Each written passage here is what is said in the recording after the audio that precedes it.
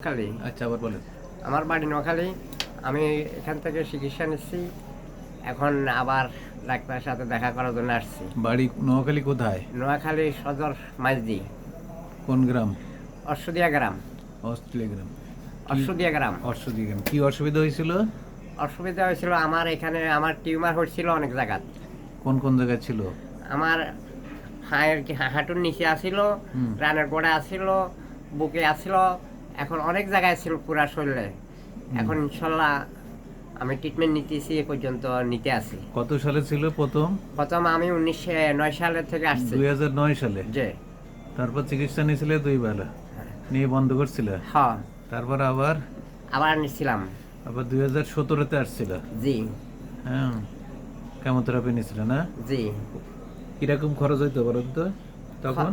খরচ আপনার পরীক্ষাকে 2500 টাকা নিলে কত যাইতো, আর এখানে ক্যামেরার মধ্যে দিলে এখানে 2000 টাকার মতন লাগতো, আর যাতায়াত খরচ লাগতো আর কি। আচ্ছা, তো মোটামুটি ভালো ছিলেন। জি 2019-এ আসছিলেন একবার জি। না?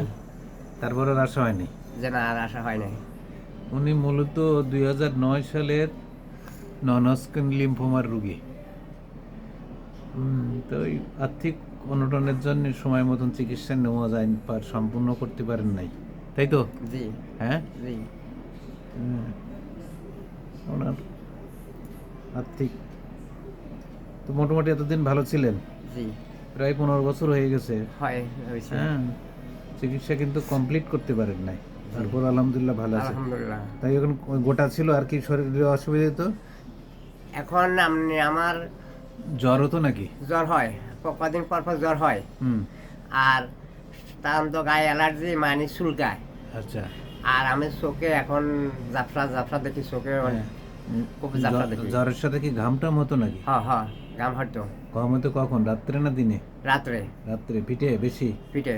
হ্যাঁ, এটি হচ্ছে লিম্ফোমার লক্ষণ, যে শরীরে কোথাও গোটা হওয়া, বিশেষ করে গলায়, খুসকিতে, বগলে, পেটের ভিতরে, জি আর সাথে সাথে জ্বর হওয়া এবং জ্বরের সাথে চুলকানি থাকে এবং রাত্রে পিঠ ঘামে, এটা হচ্ছে মেন লক্ষণ, এবং ওজন কমে যায়। জি। তা ওনার জন্য ভালো থাকবেন, ওনার জন্য সবাই দোয়া করবেন, সবাই সুস্থ থাকেন। হ্যাঁ, আলহামদুলিল্লাহ।